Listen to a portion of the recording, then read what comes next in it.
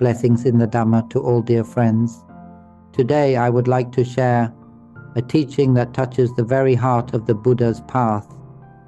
It is the true Dhamma, the pure truth, that the Buddha entrusted to his noble disciples to pass on to us, so that we may develop wisdom and be freed from suffering, free from the endless cycle of birth and death. This is the ultimate aim that the Buddha bestowed upon his disciples, and he himself set the example. He shared the Dhamma with all beings, offering the true teaching so that they might be liberated from suffering and come to see the ultimate truth. This truth, the Dhamma, is always present. It never changes. It neither increases nor decreases. It is a natural reality that reveals itself plainly and directly. It is with us at every moment, in every breath, always right here within our hearts. But beings caught in delusion, those still bound by ignorance, are unable to perceive this truth. That is why the Buddha, out of great compassion, revealed this wisdom to us, and his noble disciples, having learned directly from him, have faithfully passed on this pure Dhamma, the true teaching, for us to hear, to reflect upon, and to awaken. The ultimate truth is the reality that constantly reveals itself to the mind. This knowing is not about any being, person, or self, not even about the five aggregates. And yet, we must rely on the mind and on the five aggregates to begin to understand it. We must seek it out. We must long for it. Only then do we have the chance to encounter the true Dhamma. If we have never longed for it, never aspired deeply, we may never come across this genuine truth. We may never escape suffering, but all of us have wished for it before. It's just that our aspiration, our inner strength of intention, has not been complete. Our spiritual strength, our param, is not yet full. So the mind drifts with external stimuli, swept away by mental fabrications, constantly caught in thought, imagination, emotion. It flows outward, lost in the world, lost in stories and sensations, and in that flow, we lose the time and stillness needed to understand what is truly real. That's why we don't seek this kind of knowledge. We tend to search for the true Dhamma, this pure knowing, only when our suffering becomes intense. For example, during severe illness or deep emotional pain, we may finally begin to yearn for liberation. But for some, by that point, it may already be too late. Others, however, see suffering from a young age and long to be free from it. Some have made strong vows in past lives, across many lifetimes, and now, in this life, they effortlessly meet wise teachers. They don't even need to search. Somehow, they're brought to the true teaching, and upon hearing it, they awaken. All doubt vanishes. They are freed from the cycle of birth and death. This true Dhamma, this ultimate reality, is knowledge about the mind. It is the awareness of something that is always presenting itself to us. Even the sound of this voice right now is simply something arising and being known by the mind. Everything that strikes through the eyes, ears, nose, tongue, body, every external stimulus that touches the mind is just a natural process. It arises, it changes, it fades away. This is the nature of all things. They appear, they pass. They manifest only to be known by the mind of all beings, including ours. And that's the end of the story. If we simply come to understand that all phenomena are merely appearances, things that arise for the mind to know, then we will begin to see clearly. The mind, in its essence, does not use language. It cannot speak. It simply knows. This knowing is called vimutti, liberation, because it transcends all conventional constructs. If we were to imagine two sides, the left would be the side of convention, sammuti, and the right would be the side of liberation, vimutti. I'm borrowing conventional language, human language, that we can understand, to speak to you, because in the essence of Dhamma, nothing can truly be said. It can only be known naturally. It has always known in this natural way, without words, without meanings, without anyone owning the experience. It is the nature that is unborn and undying. This is the original mind, a quality that we all already possess. The Buddha simply came to teach and to point it out, so that we may come to recognize it for ourselves. The Buddha taught us to understand that the mind is spacious, empty of self, pure and luminous. It is called Pabhasara Citta, the radiant mind. But in truth, this nature has no name at all. It isn't even mind. It does not speak. But for the sake of this human life, a life lived in conventions, we must speak about it in terms we can understand. We believe we are human, and we trust in this human language. So I borrow conventional speech to speak to beings in the world of convention. But in the world of liberation, such things are unnecessary. There is no speech. Nothing needs to be said. It knows all things without holding on to anything it knows. It has no attachment, no claim. Our true mind is a vast, empty purity. Darkness can pass through it. So can light.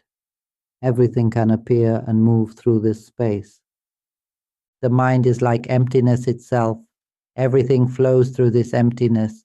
Even the wind and air exist within this empty space of the mind. This is just an analogy, a way to illustrate how the mind is like a boundless void. It holds nothing, not even the thing we call air. It takes up no space, has no shape, no size. It cannot be explained. It cannot be spoken. And yet, this mind has a natural function, the function of knowing. This knowing, which many mistakenly claim as their own, is what we call vijnana, consciousness. When the mind is mixed with ignorance, avidya, it doesn't recognize its own nature. It lacks wisdom and thus begins to identify with what it knows. It clings to its own knowing, shaped by mental fabrication. In truth, the mind always knows.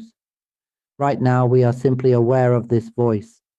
That awareness is the natural function of the mind. But no one is doing the knowing. No one owns it. It is just the pure function of knowing, happening on its own. This is Sakadhamma, the unchanging truth. The truth the Buddha taught us to see, that knowing arises continuously, effortlessly. It does not need our intention. We don't have to try, possess, or control it. We only need to glance inward and see.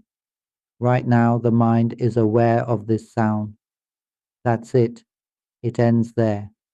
We only need to accept one simple truth, that the mind is a natural knowing, a knowing that belongs to no one.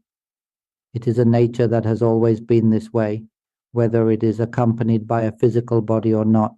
Even without a body, what we call a subtle body, this knowing nature remains unchanged. The subtle body refers to forms that lack gross physicality, such as those found in lower realms, the ghost realm, hell beings, demons, celestial beings, or Brahmas. All of these are considered subtle bodies. Regardless of whether the body is gross or subtle, the mind continues to know. If we understand this clearly, we begin to see that even those in subtle realms are capable of realizing the Dhamma. When we truly see that the mind is naturally empty and that its knowing function arises without attachment, that it knows everything but never clings to what it knows, we begin to understand how things merely appear to the mind and then dissolve. If we can observe this, to see both the arising and the dissolution of what appears, then we are beginning to enter the level of a sotapanna, a stream enterer. To see truth is to see the conditioned nature of mind, to see how the mind fabricates. When we witness this fabrication, whether it's thoughts or emotions, and simply recognize them without assuming they are anything of substance, we remain free. But if we assign importance to what arises, labeling it, interpreting it, believing it to be something, then we are still caught in fabrication. That is still ignorance. That is still a delusion. That is still the foolishness of the mind. Yet even this ability to see is the beginning. It's the tendency of a sotapanna. Let me be honest, even a sotapanna is still deluded. They will still be born again, no more than 7 lifetimes, but rebirth remains. However, if you keep listening to these teachings without interruption, you won't need to wait for future lives. Awakening to the unconditioned truth, the end of birth and death, is actually astonishingly simple. The principles are not difficult. This is the reality. And let me add this. If you can practice deep concentration, samadhi, and master kasina meditation, especially the 10 kasinas, and reach the 4th level of jhana with them, then you'll be able to see the mind of others. You will know the exact stage of realization each person has reached. This knowing is called dibakaku jnana, the divine eye. Though divine eye sounds a bit coarse in language, I'd rather say the mind has become divine, refined, subtle, luminous.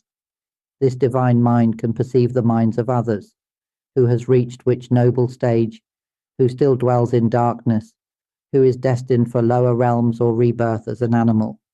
It will all be seen. In such a state, no one can pretend.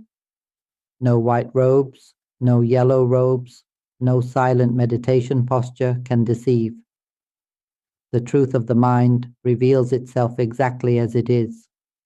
It does not look at robes or bodies, it looks at the mind. That's why what I'm sharing with you is not just talk, it's knowledge that affirms this. Anyone who listens to these teachings will, without question, attain to the noble path, a fully awakened being, 100%. If you keep listening, you will be free from all suffering. Wisdom will arise. You will live in this world without being bound by delusion. You will live as though simply abiding, effortlessly, naturally. Don't try to fabricate this just abiding mindset. It will happen on its own. Just keep listening. There's nothing to lose, only gain. This is the highest blessing in the Dhamma. Even divine beings in subtle forms will gather to listen wherever the Dhamma is played. It's that accessible. As I mentioned earlier, our mind is naturally empty, radiant, more luminous than crystal. It is clear, pure, and spacious, with nothing in it but the natural function of knowing. So when anything arises, whatever it may be, and contacts the mind simply knows. And that's it. It ends there. Truly, that's all there is. If you allow yourself to sink deeply into this truth, to truly understand it, you'll begin to touch the Dhamma at a profound level. In that moment, wonder may arise, tears may flow. For anyone who's listened up to this point, nearly 20 minutes, and felt such a sense of wonder that tears came, I rejoice with you, sadhu. I've spoken clearly, and I can say with certainty, someone will listen and feel that inner shift. Every single thing that contacts our senses, eye, ear, nose, tongue, body, and mind, whether it arises from the outside or the inside, the mind knows it all. It's its nature to know. And the moment the contact is made, the knowing arises instantly. The stimulus and the knowing arise together, dissolve together. There's no need to strive to know in time. That effort is unnecessary. I'm simply speaking so you may understand. Don't strive to know quickly. Understand clearly, and it will know on its own. When I say the mind is a knowing nature, a knowing that belongs to no one, I mean just that. It performs this function of knowing constantly, without ownership. And if you can grasp this, then understand.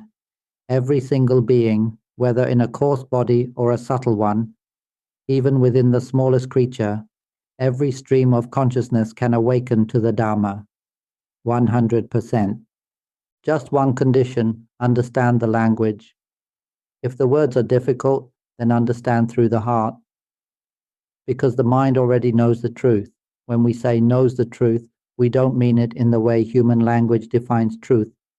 In fact, there are no words to describe what is known, and what we call truth isn't really the same as the human understanding of that word. The true Dhamma, the most refined level of Dhamma, is when the mind knows naturally, without ownership, without interpretation. This is the real Dhamma. This is the truth that is always present within every living being, within every stream of consciousness, in every moment. This knowledge is subtle and refined. When you listen deeply to these teachings again and again, you'll come to realize that there's no need to train anything. The mind is already knowing. It has always known. Even in deep sleep, when there are no dreams, no stories, just complete stillness, as though time disappears, the knowing mind remains.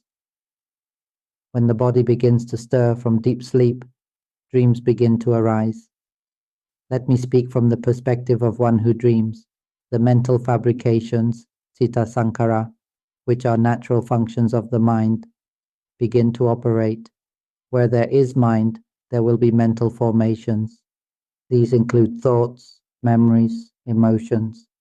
The mind naturally fabricates based on impressions stored in memory from yesterday, last week, last year, or even previous lives. These are recalled and reconstructed into dreams, and the mind simply knows them. It's all a natural process. These mental formations arise not because someone makes them and no one owns them. They aren't meaningful in the way we usually think. As deep sleep fades, lighter sleep sets in, and the fabricating begins. Sometimes the dreams are enjoyable, sometimes they fade mid-story and resume again, continuing as if the mind is writing a sequel, part 2, part 3. This dream-making continues effortlessly, and all the while, the mind is simply aware of it. That's its nature, to know.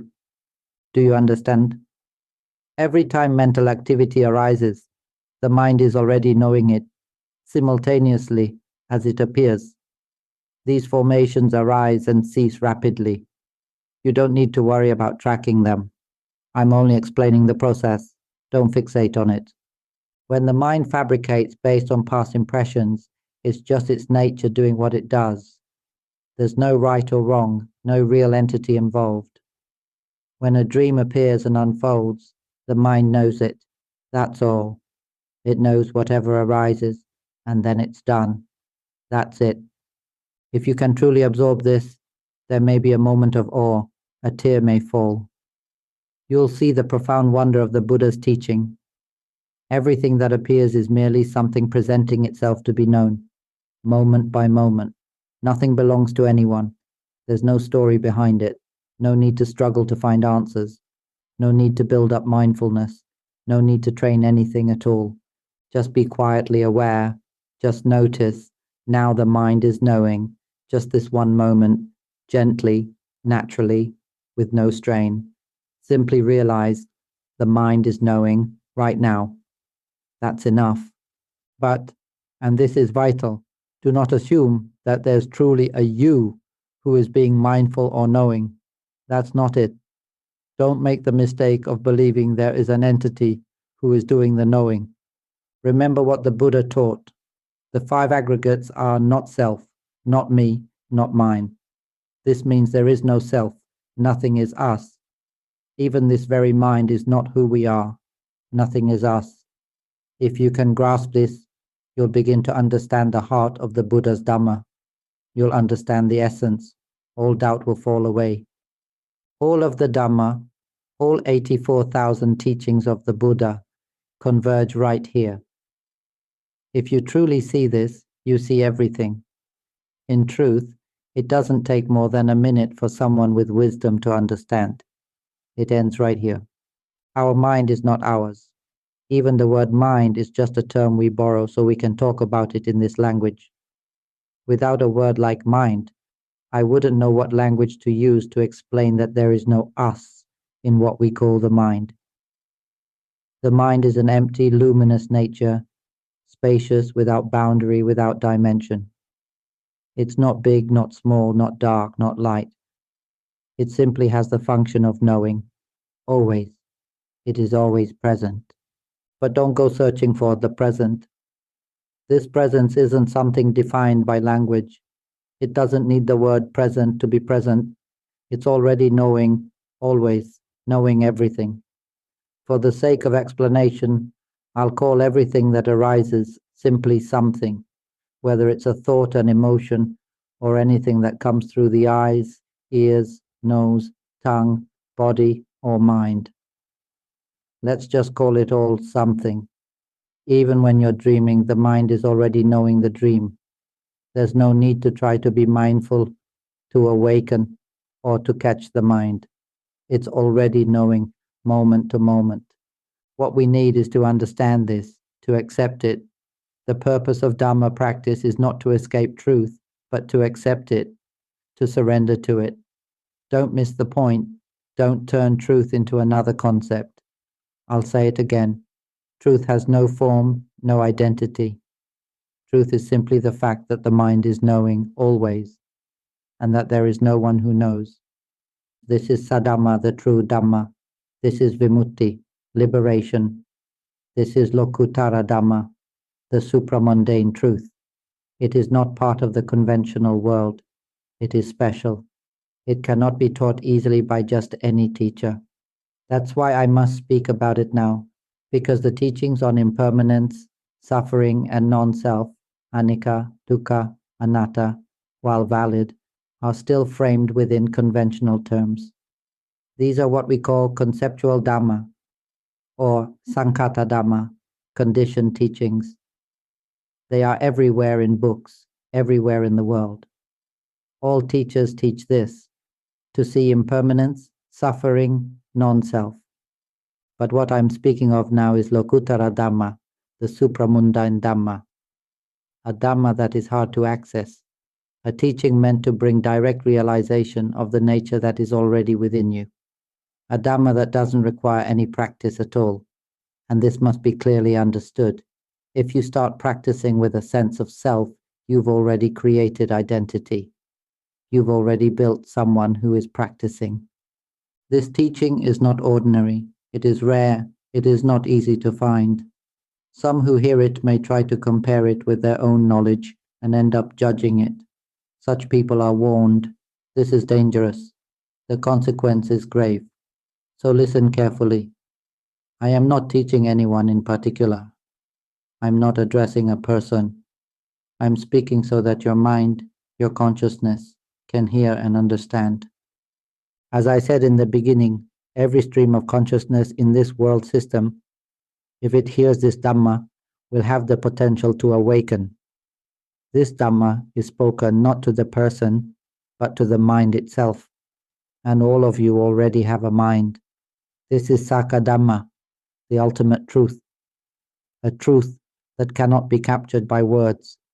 It is the natural, ever-present knowing. It is always pure. All that's needed is to be aware, simply to notice that the knowing is happening. Recognize that nature is already knowing. This nature is knowing, always. There is no need to train it to know. No need to force mindfulness in order to make it know. It already knows. Just be aware that right now, knowing is happening, and let it be. That alone is enough. If we can just directly realize this, truly sense that yes, it's already knowing, that every sound, every impression that arises, the mind is already aware of it, then something shifts. Just become aware that this natural knowing is happening all the time. There's no you involved in this knowing. No self is doing it. You don't have to train the mind to know. It's already knowing. If we understand and penetrate this, we'll begin to see that the sense of self starts to fade. In that moment, a deep wonder may arise. Some may be moved to tears, may feel goosebumps or an inner radiance, or a sudden surge of clarity, even hearing the sound of sadhu ringing through space. This is the Buddha nature. This is the realization of the Dhamma. And when this is seen, all doubt disappears.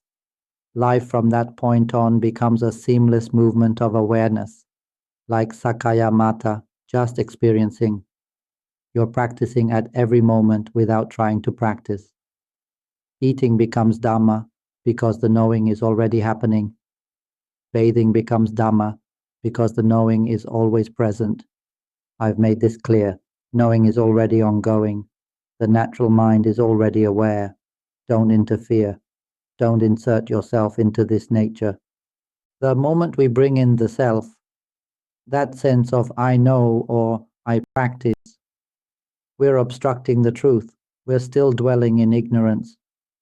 But once we truly hear this, once someone grasps it and says, yes, it really is knowing all the time, they'll begin to see thoughts arise and pass, sounds arise and pass, scents arise and pass, the breath comes and goes, all these things appear and dissolve.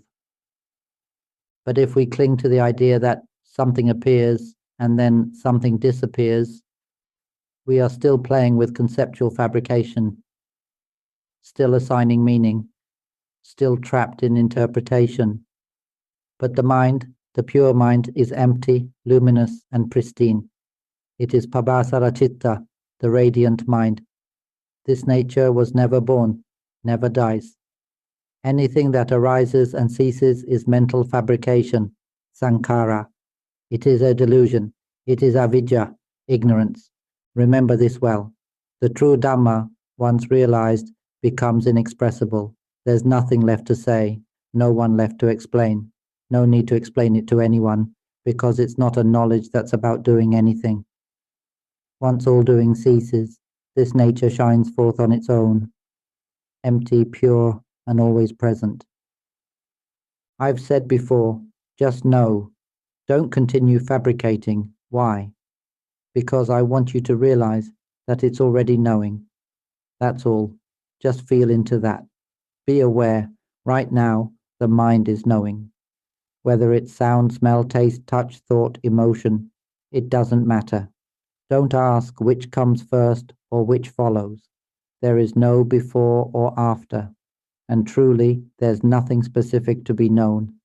Something arises to be known, and it ends there. There is no me, no one, nothing at all. It's as though we never existed at all, in any moment, in any second, in any time. It's as if we've always been in Nibbana, because truly, our mind has always been Nibbana. There is no need to seek Nibbana, no need to perform merit or good deeds in order to attain it. Nibbana doesn't require merit. Remember that. Nibbana is the middle way, the unconditioned truth, Lokuttara Dhamma. It is the reality beyond all conventions. Matters of merit and happiness, these belong to the world. They are Lokiya Dhamma, worldly dharmas. We must learn to distinguish this clearly. Let me put it this way. The 84,000 teachings spoken by the Buddha, all of them, belong to the category of Sankhata Dhamma, conditioned Dhamma. They are teachings that arise through causes and conditions, and they are subject to the law of impermanence, suffering, and non-self, the three characteristics. This kind of Dhamma is part of the conventional world, shaped by mental fabrications and linguistic form. Understand this well. But the Dhamma I am speaking of in this talk, this is Lokuttara Dhamma, supramundan Dhamma, beyond the world, untouched by it.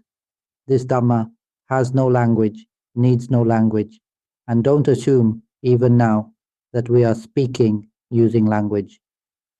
In truth, there is no speaker and no listener. Just allow yourself to become aware, to feel inwardly that something is being known right now. That's enough. There is no need to try to be aware.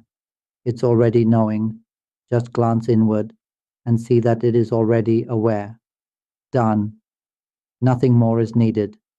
Don't assume that you are the one who sees or who understands.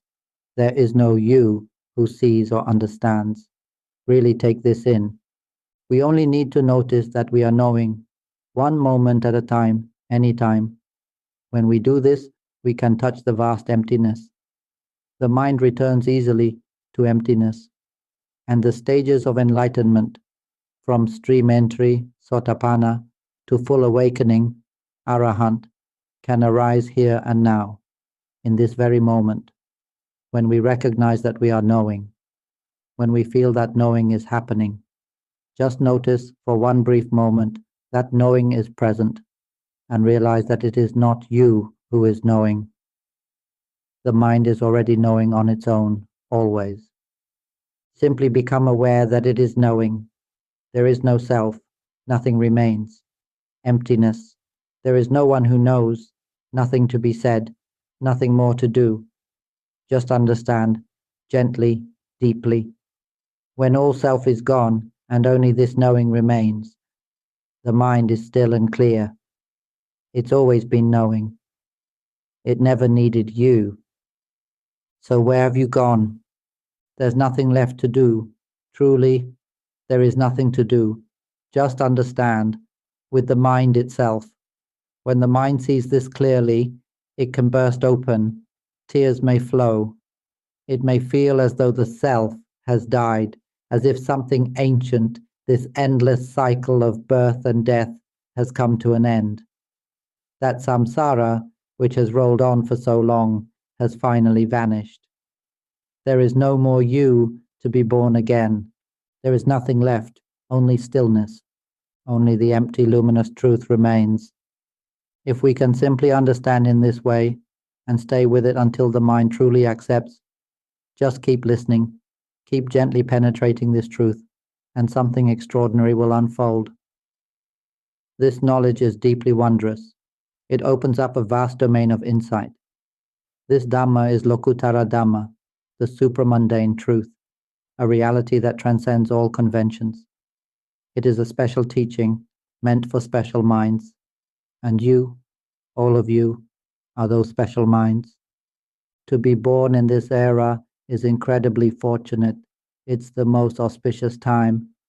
This is an age in which countless minds, both in coarse and subtle forms, will awaken and realize the Dhamma. When we truly realize this, when we simply recognize that this knowing nature is already functioning all the time, that it smells, tastes, hears, and senses automatically, then everything changes. You don't need to try to hear. When sound strikes, it is already heard. A loud argument outside, a crash on the street, the moment it touches awareness, it is already known, instantly. The knowing mind has already received it, effortlessly. That moment is always now, and it ends right there, in simple wordless knowing. It knows what arises without a self, without any story. So don't try to know, it's already knowing. Just recognize for one moment that now it is knowing. That's all. One single moment of that direct recognition is enough. Just one spark of insight into this truth can bring about stream entry, sotapanna. For some, just one moment of clear seeing brings them further to the second noble stage. One moment of seeing, now I know sound, now I feel something, even feeling a sudden jolt of fear in that very moment, the mind has already known it. That knowing is already complete. It doesn't use language. It just knows that something has arisen to be known, and that's the end of it. It's just natural. You're walking and feel wind on your skin. It knows. A scent drifts in. It knows. You glance and see something. It knows. Or maybe you burp as you walk. It knows. The mind already knows. All we're doing is feeling into that, simply becoming aware, observing quietly, just noticing it's knowing now. That's all. Just become aware in this very moment, and that's it. Understand that it's already knowing. The mind has always known. Its nature is to be present and flowing. And that presence, it's not in time, it's timeless. It knows with perfect neutrality. And if you simply know in this neutral way, this is the middle way. Majjhima Patipada. It is everything. I don't even know what language I could use to explain it anymore. It is everything. It is the Four Noble Truths. You could say it's this or it's not this. Both are fine. It's whatever is and also whatever is not. Just become aware right now of this very knowing. Recognize that it is already happening. There is no need to stare or focus or strive to catch it. Just gently recognize it is knowing.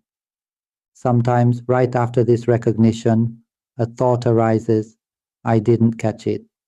But in fact, in that very moment of knowing, the knowing already happened. The problem is that we then continue fabricating. We think, I missed it. But that very thought is just more delusion, more avidya. It's just another layer of mental fabrication. So remember this, it already knows. And the moment you simply realize that, it's complete. If we can simply recognize the arising of an experience like distraction, forgetfulness, or a lapse in presence, that moment of recognition itself is a shift. The instant we notice, the mind is knowing like this, and then the thought arises, I didn't catch it in time. That very thought is already known. The mind already knows the thought, I didn't catch it. The key is to truly see that there is no self in that knowing.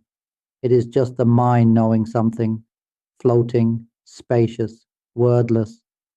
It's a knowing that is nibbana-like, silent, empty, without concept or ownership.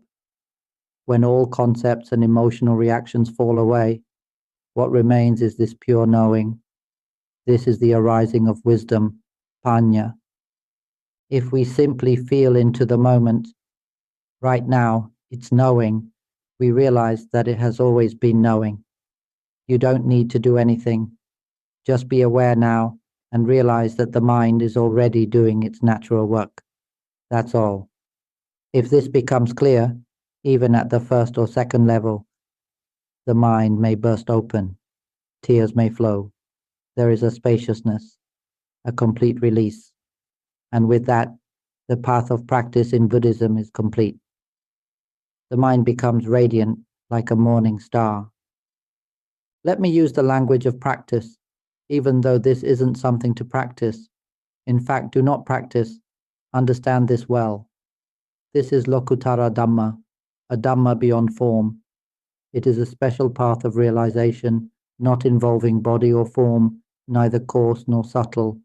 You only need to recognize with the mind alone that knowing is already happening.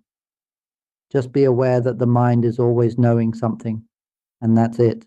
There's no language to define what is being known.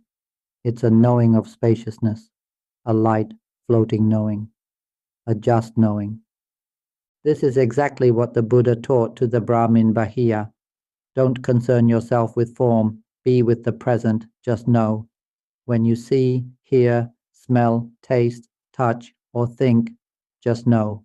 Let it end there. The essence is truly just that. The whole heart of it is in the knowing. That's why Luang Pudule taught his disciples with short paradoxical phrases, teachings that point beyond thought. His words contain the highest Lokuttara Dhamma. You could say this knowing is the very foundation of arahantship. Stay with the knowing, just know. A single phrase, and one with wisdom, one who truly hears, will awaken. Like Bahiya himself, upon hearing that one teaching, he awakened instantly. He didn't do anything complicated. He simply sank into the present and saw the truth directly. That the mind is always knowing. He realized, it is not me. This knowing has always been happening. There is no me anywhere in this natural unfolding. Even this thought, even this sentence forming right now, is just something the mind is knowing. That's all. But ordinary beings, deluded by avijja, flow along with these mental formations, citta sankhara.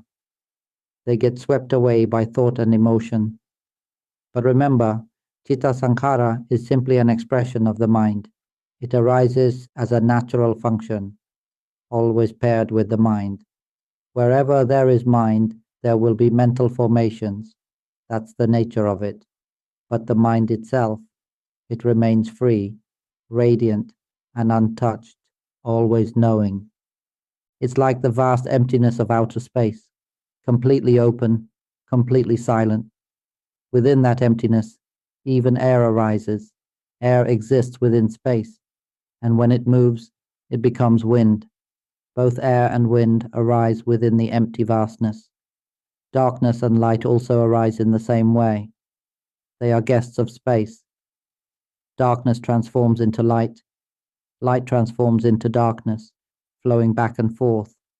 But all these, air, wind, light, darkness, are not emptiness itself. They are only expressions, appearances, arising and dissolving based on causes and conditions. They are mere phenomena doing their natural work. Do you understand the word causes and conditions, 𝙤𝙧𝙖𝙬𝙗, yet? This one phrase can represent everything that belongs to Sankhara Dhamma, the world of fabrications. It's used to simplify the explanation, to economize the 84,000 teachings. Everything is just causes and conditions. Even what I'm saying right now, it too is merely a cause and condition. Merit and sin, hell and heaven, karma of every kind, all of it, just causes and conditions. Who among you truly understands this? I'm speaking as clearly as possible. All the teachings we've carried around, the scriptures we've memorized, everything we've known are just conditions. So many people become proud of how much they remember, but it's all just 𝙤𝙧𝙗𝙬𝙗, that's all. Can you penetrate this? Can you feel how profoundly subtle this concept of cause and condition truly is? Whether you use the term cause and condition or Sankhara Dhamma, they point to the same thing. Impermanent conditioned phenomena, just something arising that the mind is aware of. And if we simply understand this and realize, truly realize, that the mind is always knowing, always aware, then yes, there is nothing more to do. That's right, nothing more to do. Now, some teachers may say you need to do this or that, maintain certain practices, follow certain steps. But once you've seen this clearly, you'll understand that's not really the point. But don't label it as right or wrong either, because right and wrong are also conditioned ideas, fabrications shaped by language.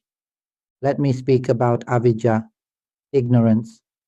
This is the root of samsara, of all becoming, of every rebirth. The root of suffering itself is not knowing the truth. This ignorance doesn't have a self. It isn't a thing with form. It is simply the state of not seeing. It's the delusion that arises when the mind clings to its own mental fabrications, when it gets lost in the things it has created. That's the beginning of all wandering, all becoming, all suffering, and the only way to be free is to see that the mind is already knowing, and that it was never you. We practice Dhamma in order to return the mind to its original nature, a nature that no longer clings to any form of fabrication. This is what it means for the mind to no longer attach to citta sankhara, the mental formations. It is when emptiness no longer mistakes wind for space, no longer mistakes light for space, or darkness for space. Understand this clearly. When the mind clings to any mental object, it is lost in avijja, in not knowing. All forms of attachment to experiences, however subtle, are delusion. We study the Dhamma to extinguish avijja. Though avijja does not actually exist as a fixed thing, we use the language of extinguishing it so that human minds can grasp the idea. This is merely a way of speaking. In truth, to extinguish avidya is to simply return the mind to its original state, letting it function freely without interference, just naturally knowing.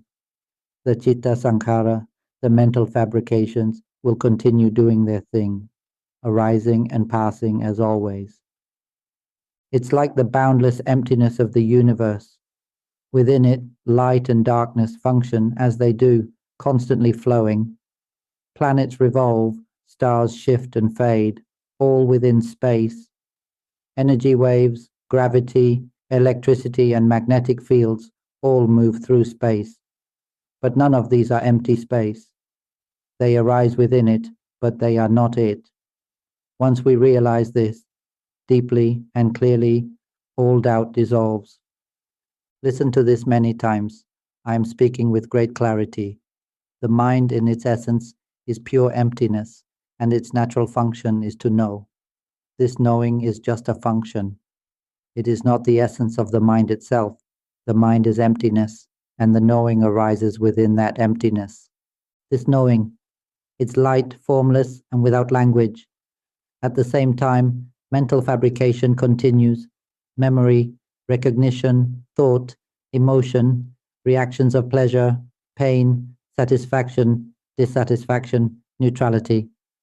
It all keeps playing out on its own.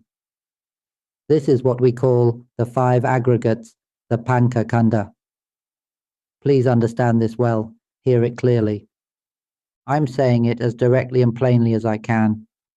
Let the mind be what it is, emptiness that knows, but clings to nothing. We only need to be aware, simply aware that right now there is knowing, a knowing of something, a subtle, floating awareness. Just recognize that the mind is already knowing, always. Just glance inward and see, it's knowing right now. If we can simply realize and accept this truth, that there is no self in this knowing, no person, no thing, no story at all unfolding on this earth, we will be struck by its mystery. It's empty, it's strange, and it defies all explanation. There are no concepts here. Everything in this world is just form and name, just convention. There was once a monk I trained to teach foreigners. He guided one foreigner into this empty state of mind. This person had only been here for a few days and was about to return home, but suddenly they encountered the empty mind. They felt lightness, spaciousness. They said something like, "Oh wow, there's nothing left. Everything is just form and name. I finally understand. It's all so empty now. There's nothing at all. I feel so free." That was how they tried to put it into words, just so we could understand. But in that moment of emptiness, there were truly no stories, just the knowing of space itself. No self, no one, no thing. That's the best we can describe this to one another in human language. This is what it means when the mind breaks free from the grip of avidya, ignorance. And it can happen in just one moment of awareness. The moment you glance inward and recognize, right now, I'm aware of spaciousness, aware without needing to know what's being known, just aware that something is being known. That's enough. It's a kind of knowing that no language can express. There's no one who knows. It's simply the nature of the mind, knowing, all on its own. All we need is to become aware, to recollect, to feel inwardly. This is what I'm knowing right now. This is the sound I'm hearing. This is the smell that's present. This is the image I see. This is the feeling that's arising. One moment at a time, any moment will do, because it's already knowing, always. If we just know this and understand this, one single moment of clear seeing, and the mind returns to its original nature. Ignorance collapses. The mind becomes clear, like the morning star, and it will never be born again. Listen carefully to this. It has already been spoken very clearly. You may ask, Do we have to extinguish something? Do we have to destroy anything? And the answer is no. There is nothing to extinguish, nothing to destroy, nothing to do at all.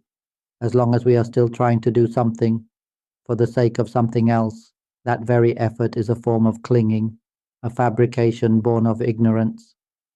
Let us no longer give rise to ignorance. For ages we've allowed ignorance to obscure the purity of the mind. Enough of this delusion, this belief in a truly existing self. The Buddha and the noble disciples endowed with supreme wisdom realized this deeply. Every moment they lived was immersed in spaciousness, abiding in emptiness itself, abiding in nibbana. They held on to nothing, not even to the idea of letting go, for they had seen directly that this awareness, this knowing that is present now, is always present. It was never them. All thoughts and mental formations were not them either, and are not us. Nothing is truly ours. If we could simply accept this truth just once, that alone would be enough for the mind to return to its original nature. When the mind returns to its original state, it knows without grasping at anything. It knows that it is knowing, yet does not fixate on the idea of I am knowing. It knows naturally. When we come to realize directly that our awareness is always aware in this natural way, and that thoughts, feelings, and emotions continuously arise and pass on their own. This is what is called the five aggregates, constantly in motion. Meanwhile, awareness is simply aware, without interruption. There is no self to be found in any of this. There is nothing to be done, nothing to be practiced. What is needed is simply understanding, seeing clearly, penetrating deeply, realizing fully that awareness is happening in this very moment. It is always here, always evident. This noble truth, this Dhamma, is profoundly subtle. For those whose minds remain coarse, bound to theories, bound to scriptures, it will be difficult to penetrate. Those who can let go of everything, every form of knowledge, will find it easier to enter. And when one lets go of all knowledge, one encounters a knowledge that cannot be spoken. This is the supramundane Dhamma. It is the truth that lies beyond all fabrication, beyond all conventions.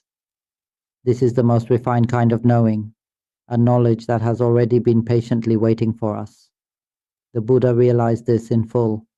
He penetrated the domain of transcendent knowledge, the original mind. He realized it to its utmost depth, to its very end, until he came to understand all dimensions, both conventional and liberating. I've been trying to speak in a way that stirs wonder within you, an expression of the miracle of true instruction, so that the Dhamma may be easily realized. What I've shared, once truly heard by any stream of consciousness, whether bound to a coarse body or a subtle form, will lead to liberation from the cycle of birth and death. Just understand what is being said. The mind does not need vast knowledge. It does not need merit or virtue in the conventional sense. It does not seek knowledge crafted by the world of concepts, for the mind itself has no body, no fabricated identity. It is the very source of all conventions, the origin of all fabrications. Every form of becoming arises from mind, arises from emptiness. Without this emptiness, this receptive space, nothing could arise. Without it, no phenomenon, no conditioning could exist at all. Do you understand this? Consider this, just as trees and rivers arise from the earth, all things must be grounded in something. Without the earth, there would be no place for trees to grow or for water to collect. Even living beings arise from the earth, and whatever is expelled, whether waste or filth, returns to the ground. Yet, no matter how defiled or vile the act may be, the earth never judges it, never feels pain or pleasure, never hates or condemns. Even if a nuclear bomb were dropped and the land shook violently, the earth itself would not harbor resentment or anger. The mind, Your original mind is just like that.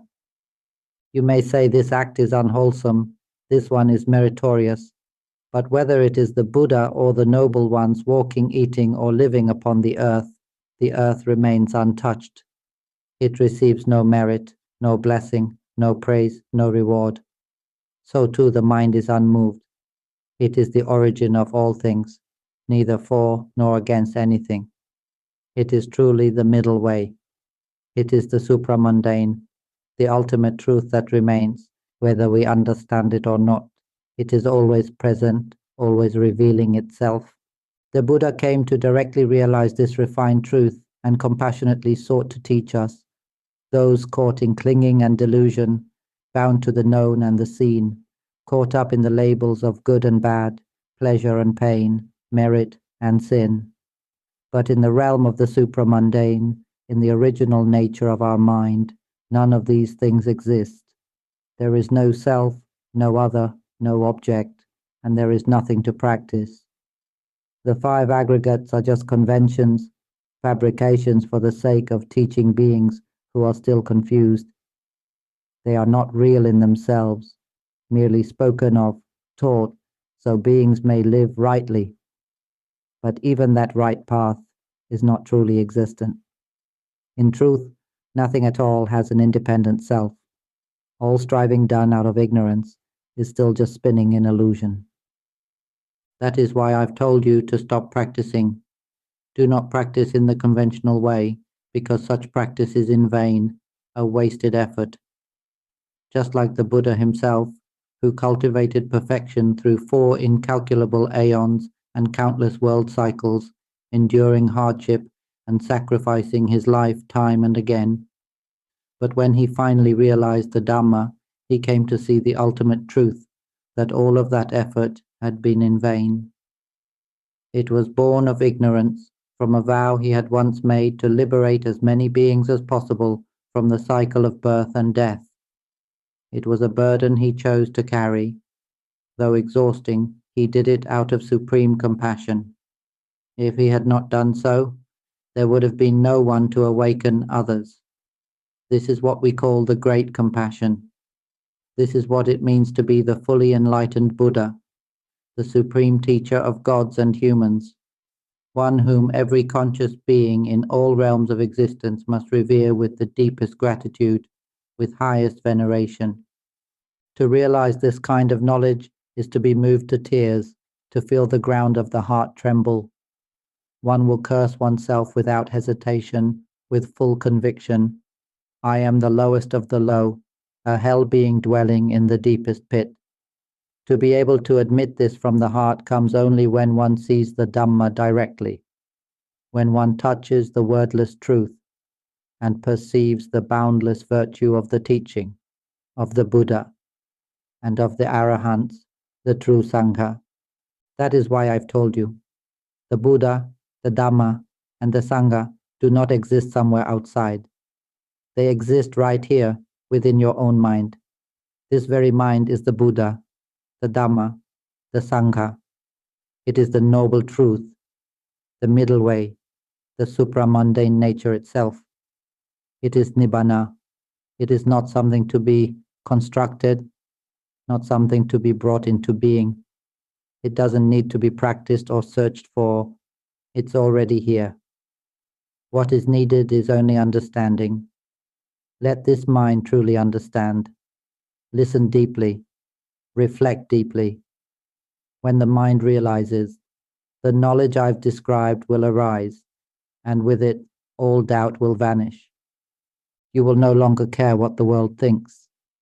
Whatever you once held dear, father, mother, child, grandmother, those we've honored, cherished, carried on our shoulders, these are all mere fabrications, illusions of the conceptual world. They are not real entities. They are simply conditions, passing causes, nothing more. This is the kind of language that can somewhat express these truths in a way we can understand. At its core, what I'm really saying is this. In reality, nothing ever truly arises and nothing ever truly ceases. When we come to realize the original mind, when we access the empty mind, it's as if we've been asleep in a dream for an immeasurable length of time, and then, suddenly, we awaken. Once we wake up from the dream, we see the truth clearly, that none of it was ever truly real. Everything we believed to be real belonged only to the dream. Parents, children, relatives, society, all of them were just stories within the dream. All the goodness we cultivated too was part of that dream. Even the countless eons of effort undertaken by Buddhas on their path to enlightenment were part of the dream. All the wrongdoing, all the karmic burdens, all the regret, also just dream stuff. But when we awaken, a new kind of knowing arises, a profound realization that all this effort, all this spiritual striving was in the end unnecessary. Even the Buddha's great renunciation, his endless striving over eons, it was in essence the labor of illusion, the fatigue of delusion. And yet it had to happen. The Buddha had to walk that path in order to teach us this truth, in order for us to come to this very understanding. This knowledge is something for which we must bow to the Buddha with the deepest reverence. It's a realization that deserves to be held above all else, a truth to be honored above our very heads. That is why I have always said, again and again, that whenever I speak the Dhamma, the Buddha is right here, standing over me. He never leaves me. Every time I speak, it is an offering to him, an act of devotion to the fully enlightened one. I want all of you to hear it. I want him to hear it too, to witness that it's possible to help beings awaken in this way. I've done it. You can too. Just listen and truly understand. Let it settle deeply. When you do, you will be able to teach others as well. This recording, listen to it again and again. Penetrate its meaning. You will gain tremendous insight. You will touch the subtle essence of the Dhamma. Your wisdom will expand immeasurably. You will speak and share the Dhamma in wondrous ways. I've spoken in great depth today. This is what I mean when I say I revere the Dhamma. I honor the true Dhamma. I honor the living principles of truth. And those principles are already within each of us. This principle, this is what we truly mean by the middle way. It is nothing other than your own original mind. It is the supramundane Dhamma. It is the truth that transcends all worldly constructs. Now, as I speak like this, don't think that I am the one speaking. Don't think this is human language. Don't think these are words with real, independent existence. And don't think that you are truly here as a listener. Don't play with thoughts. Don't get caught in thinking. Just know that there is knowing. The mind is always aware. Just recognize that right now, awareness is happening. That's all. There is no one who knows, and there is nothing being known. There is no knower, no known, only causes and conditions operating according to their nature. Everything I've said today, from the very beginning until now, if someone truly grasps it, tears may fall. Nothing will be left. Profound wisdom will arise. Deep insight will open. The mind is the origin of all conditioned phenomena. But do not mistake these conditioned phenomena for having real independent existence. I am only speaking this to help you see clearly. All fabrications, all constructed realities are merely causes and conditions. I've said this many times. The 84,000 teachings of the Dhamma, including the very words I am speaking now, are nothing but conditioned phenomena. There is no real doer and no thing that is being done. Just understand this. The mind is always knowing, and it is always fabricating. It simply functions according to its nature. There is no you doing anything. You are not involved. When you fall asleep, the dream begins. This story and that, good or bad, right or wrong. Whatever the dream is, it too is merely conditions unfolding. Even in the dream, the knowing nature of mind continues. Memory functions as it does, sometimes recalling, sometimes not. Thought fabricates, imagination creates images. This is their natural function. Even the feelings of pleasure or pain during a dream, these are just natural expressions of conditioned phenomena. The body lies there sleeping, shifting from side to side, sometimes aware, sometimes unaware. Again, just natural processes. Everything is simply nature functioning in its own way. Nothing needs to be done. There is no one doing anything to attain something. The ignorant ones strive. They try to practice, to maintain, to suppress, to listen, to memorize, to recite. All of this effort is rooted in ignorance, but the one who sees ignorance for what it is, who understands how it operates, that person is said to have grasped the essence of the Dhamma. Such a one will not be reborn. Even devas and humans should revere and bow to such a person. This is someone truly worthy of praise, one who no longer lives carelessly. Reflect deeply, whoever sees what I have been pointing to.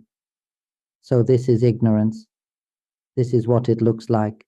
This is how it works. That one has begun to understand. And in the moment of true understanding, there is no speech or thought behind it. The understanding comes first, then perhaps afterward we might express it, or try to explain it through thoughts and concepts. Let that happen. It's just fabrication doing its job. But don't be foolish and claim that you are the one who understands. Don't take ownership, because in truth, there is no you, no person, no story. It is empty. It has always been empty, and it will remain empty, forever, endlessly. Our mind is the deathless element. It is the nature that is unborn and undying. It is emptiness without boundary, without edge. Whoever realizes this emptiness truly and completely will never be reborn, guaranteed. And the one who sees that emptiness is always present, and yet doesn't fixate on the idea that it is always present, who doesn't claim that I am dwelling in emptiness. Such a person has pierced through to the heart of truth. If one can simply realize the absence of anything, just that, it will be seen. This emptiness is present every moment, from waking to sleep until the very end of life. It is always empty. Whoever has this wisdom lives with sunyata as their dwelling Dhamma, abiding in emptiness, in the absence of clinging. This kind of person is truly worthy of sadhu. Wherever they are at peace. Whether they die or not, they remain at ease. At ease in all conditions, because they have no burden, no grasping. Such a being is said to have completed the task, and we too can complete the task at any moment. Just don't do anything. The moment the mind starts trying to do something, just know that it's trying. That's all, just know. And once it is known, there's nothing left to hold. Nothing becomes of it. There is no knower, no known. Because the mind is simply empty nature. Its function is knowing. It always knows. Alongside that, thought, emotion, and perception arise as mental formations. They too are just part of the mind's natural movement, unfolding moment by moment. There are constant sense contacts through the eyes, ears, nose, tongue, and body. Stimuli are always arising, but there is no self in any of it. No one is truly there. There is no such thing as a father, mother, relatives, people, animals, or individuals existing within those moments of contact. Nothing exists in the way we once thought. This natural process continues constantly. Death can come at any moment, and when it comes, it is completely fine. One who sees this clearly has no fear left, not even of death. Now, if we say, I'm not afraid to die, does fear still arise? Yes, the feeling of fear still appears. If we see a snake, we may still feel fear. It's not that sensations and thoughts no longer arise, they still do, just as before. But the mind itself is untouched. It remains steady. It is always ready. This is the key. True understanding. Understanding is wisdom.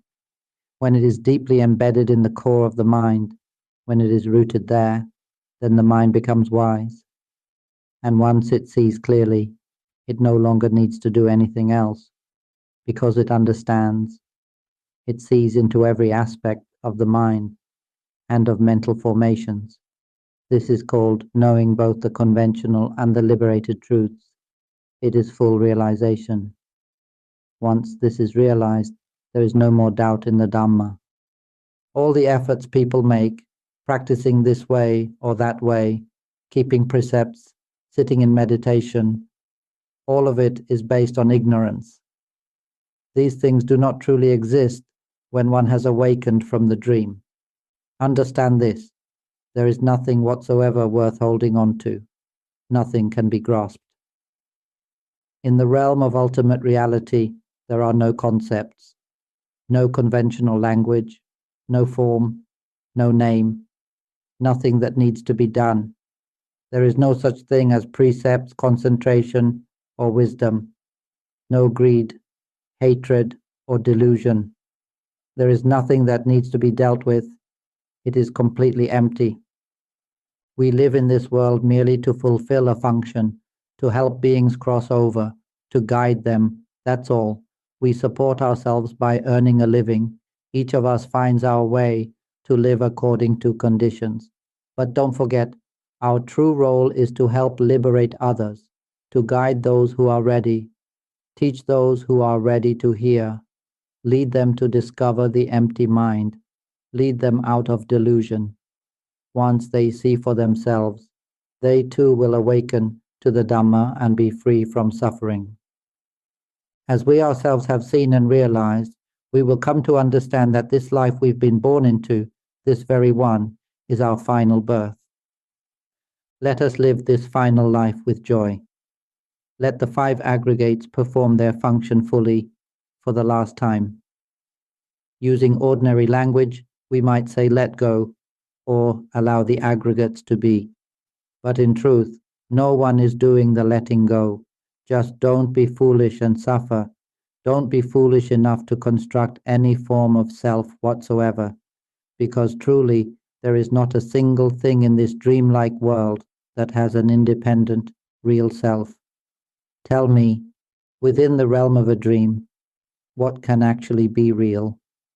All the different forms of practice, training the mind through what's called Ceto Vimutti or Panya Vimutti, or following the classic structure of Salah, virtue, Samadhi, concentration, and Panya, wisdom, or even practicing based on the four foundations of mindfulness, as described in the Mahasatipatthana Sutta, or realizing the Four Noble Truths. These all sound refined and noble. But ultimately, they are Sankhara Dhammas, conditioned phenomena. They are teachings within the dream world. These practices belong to Sammuti Dhamma, the realm of conceptual conventional truth, and none of it is truly real. When speaking of this, tears almost come. It feels so empty, so devoid of substance, like using illusions to teach those who are already lost in illusion. Delusion teaching delusion, thought teaching thought, conditions teaching conditions. That's why I created this particular Dhamma talk, because this is not ordinary Dhamma. This is Lokuttara Dhamma, Dhamma that transcends all conventions. Today's teaching is something rare and direct. It doesn't exist in any scriptures. It's not found in the 84,000 Dhamma teachings. It is the direct realization of the Buddha himself. The 84,000 teachings are all Sankhara Dhammas. They fall under the law of impermanence, suffering, and non-self. They are dependent on causes and conditions. They belong to the realm of Sammuti. They are not Lokuttara, but what I am pointing to now is beyond those. It is the Dhamma that transcends fabrication. So take this to heart. Do not do anything. Absolutely nothing. The very moment we try to do something to achieve something, avidya, ignorance, has already arisen. Remember this well. If anyone begins to feel that they are trying, even slightly, and a moment of understanding arises that says, so this is ignorance, then liberation from the cycle of birth and death can happen immediately. Along with that, wisdom arises, insight is gained. All that's needed is to glance inward and know that knowing is happening. Let me emphasize this again. If the Dhamma is not spoken with detail, most won't understand it. So I repeat the same essential point again and again. The mind is empty by nature. It is pure, radiant, and unconditioned. This is Nibbana. Its function is to know naturally and effortlessly. It is not you who knows. The knowing happens on its own, continuously. And it also fabricates.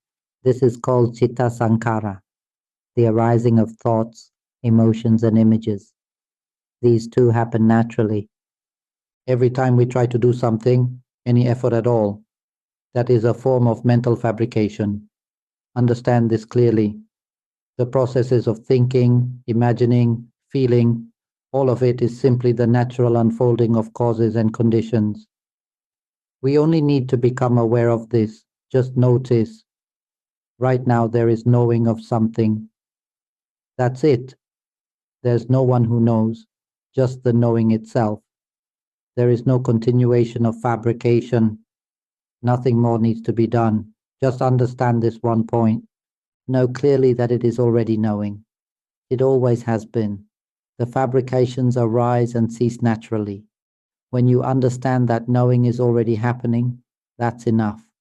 In the moment of knowing, simply realize there is no self, no person, no thing, and nothing to be done. Realize this, and great insight will arise. Everything is simply a web of causes and conditions. Citta sankhara is one such condition. The cycle of samsara is conditioned. The 84,000 teachings of the Dhamma, all of them are conditioned. The entire world of becoming is just conditioned processes, just something, just a set of conditions. There's no language adequate to describe this truly. In reality, there is no speech for it. It simply is as it is. It has always been this way. What I'm saying here is spoken through sammuti, convention. But to speak from vimutti, liberation, is to say, there is nothing, no causes, no conditions, no conventional truths, no teachings, no fabrications, no sankhara dhammas, no conceptual dhamma, nothing at all. It is completely empty, immaculately pure, without self, only the knowing nature and the fabricating nature, each performing their function as they always have.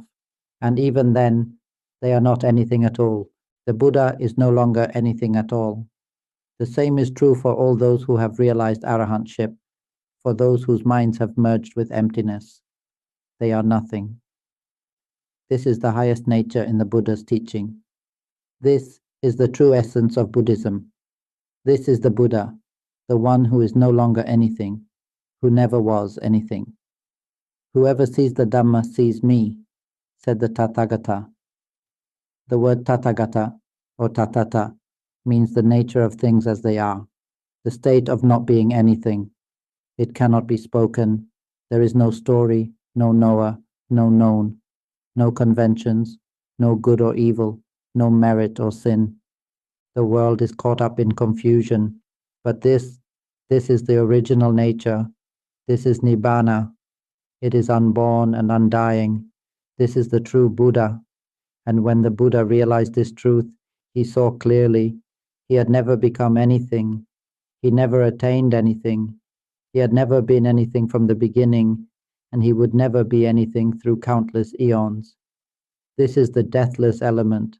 All arahants, all those who have realized the empty mind, are one and the same with the Buddha, one with emptiness. Whoever sees this nature, touches this truth, is called awakened. They are said to have seen the Dhamma, to have realized things as they truly are, a nature that no language can describe. That is the true Buddha. The Buddha has never been far from us. He is always with us, because within each of us is already this pure, radiant mind. We don't need to bow to anyone elsewhere. Bow to your own heart. You don't need to craft statues to pay respect. Wherever you bow, the Buddha is there. Walking, you are bowing. Lying down, you are bowing. Bathing, eating, these too are acts of homage to the Buddha, the Dhamma, and the Sangha. Taking refuge is happening all the time. Even when you are angry, you are bowing to the triple gem. In moments of conflict, of emotion, of wanting durian or any other craving, hunger, desire, greed, aversion, delusion, all of it is still part of this constant homage. Every second we are bowing to the Buddha. Whoever truly understands this, I rejoice with you. There's no one listening right now. Even the language being spoken at this moment is not human language. It's not even conventional language. There is knowing, but no one who knows. There's no need to try to know, because knowing is always happening. Just glance inward and see. Knowing is happening. That alone is enough. Simply be aware that awareness is occurring. That's all. Know, and don't fabricate anything beyond that. Know, and there's no language left to describe what is known. This is the pure mind. It becomes like living in the world with a sense of just so, but without anyone who is doing the just so. In truth, it is empty every second. Even in anger, there is emptiness. Even when irritated, it remains empty at every moment, because there is no self to be anything at all. Do you understand this? Today's Dhamma talk is very subtle. Listen from the beginning, because it's refined from the very first word. Some people only listen to the end, skipping the beginning. But I speak the subtle truths at the start and the more surface level things later on.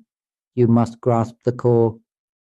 Whoever wishes to be a true child of the Buddha must see through to the essence. Don't be foolish and turn practice into a self. Dhamma has nothing to do with self. Dhamma is liberation. It is about the mind. The mind is the very nature of a Vimutti Dhamma, of Lokuttara Dhamma, the transcendent truth. It has nothing to do with conventional realities. That's why I keep emphasizing the mind, speaking only about the mind, so that we may be completely free from all conventions. There's no need for effort. Don't be afraid that you won't attain the Dhamma. Every single mind will realize it, without exception, so long as one doesn't foolishly take birth again. In the end, all will be helped. None will be left behind. Whether in coarse form or subtle body, if they hear this, they will all realize the Dhamma. Let us end here. May all of you be blessed with wisdom. May realization of the Dhamma arise suddenly and directly